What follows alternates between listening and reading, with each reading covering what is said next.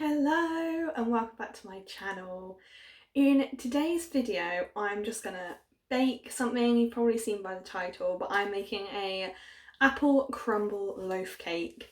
Now I've made this before and it's so good, so I thought whilst I'm in isolation and I've got nothing else to do, I might as well bake and I might as well film it so you guys can bake along at home. So while you have nothing else to do, you can also bake. So let's go straight into this, and first I'm going to wash my hands.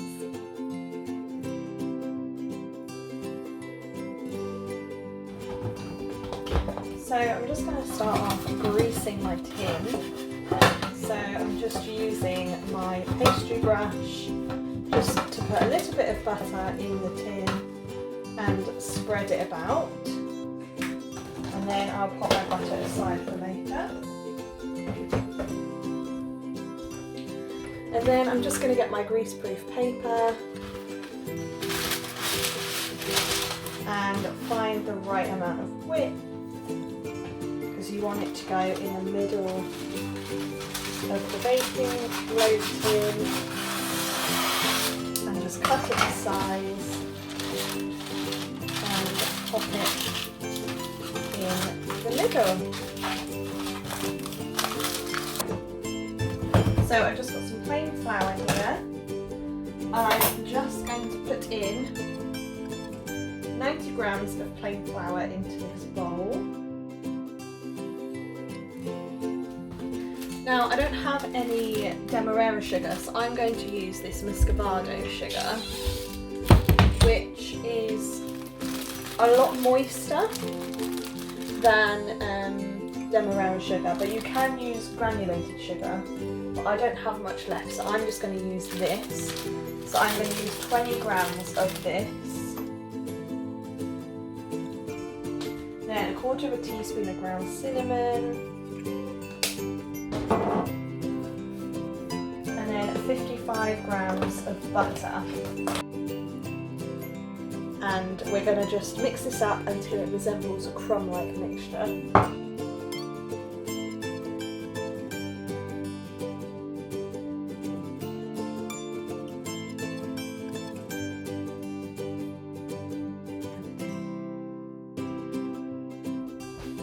Okay, so this now resembles breadcrumbs, so that's perfect. So I'm just going to pop this aside. Right, so I'm just peeling my apples, and then I'm going to just slice them up into chunks, and then weigh them in the frying pan, in the saucepan, and I need 300 grams of these.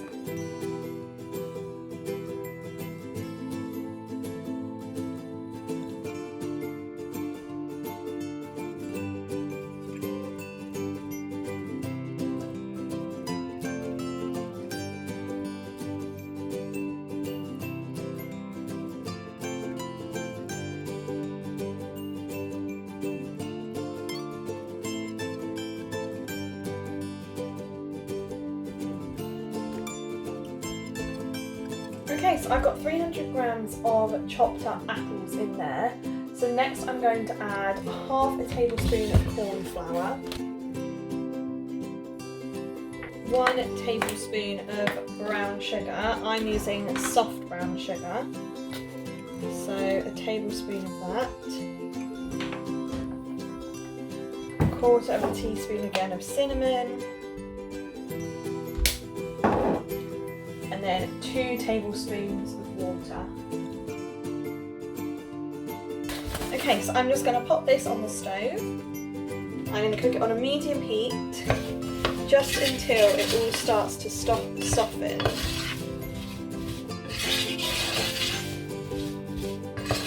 So once your apples are done, place them to the side to cool down whilst you make your cake batter. 125 grams of butter and 125 grams of sugar.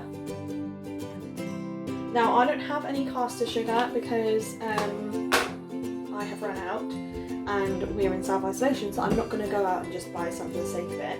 So I'm going to use my soft brown sugar instead, and I need 125 grams of this.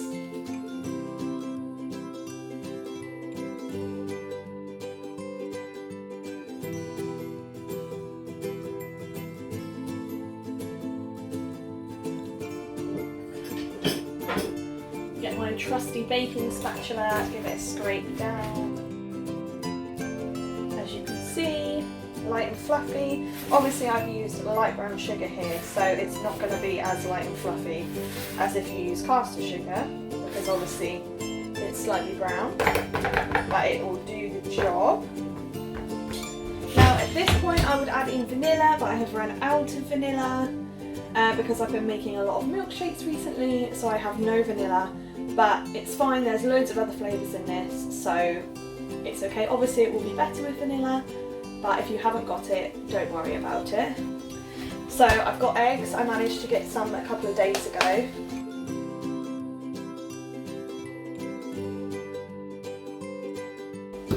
Now my eggs haven't split, but if yours do split, then please don't worry.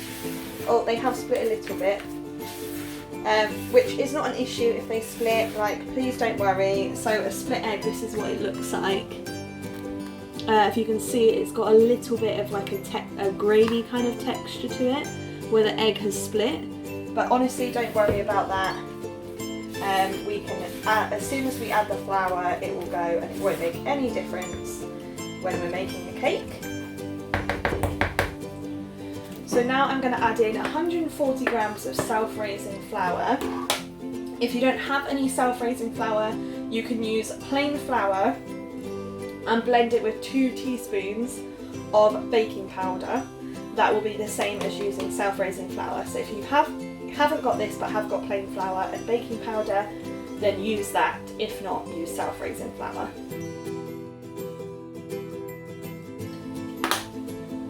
Half a teaspoon of ground cinnamon, which I've got here. So half a teaspoon of ground cinnamon.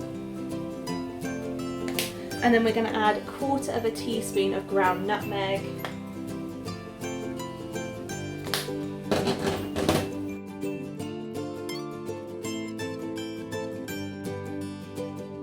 It was split, but since we've added the flour, it's completely normal batter now, so there's no need to worry about split eggs. Now, a bit of an unusual ingredient in this one.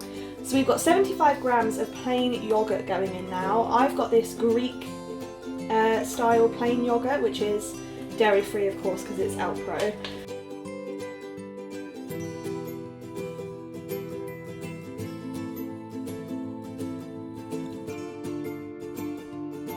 So this is our cake batter.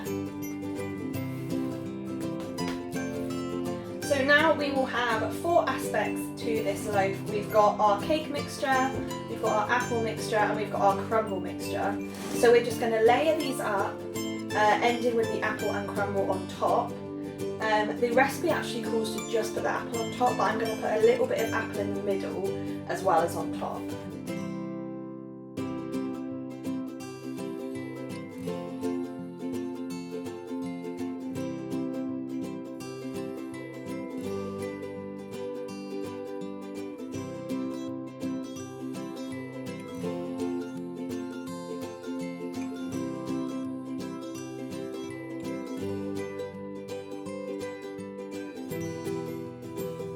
I've got my soft brown sugar here, and I'm just going to do a little sprinkle of this on top with a little sprinkle of cinnamon, really light sprinkle.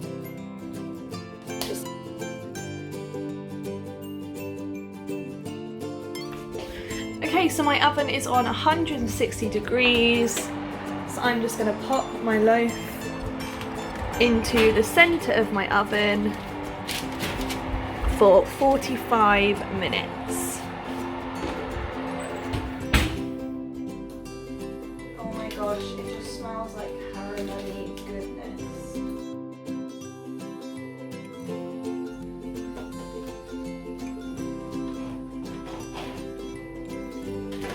Okay, try the first slice.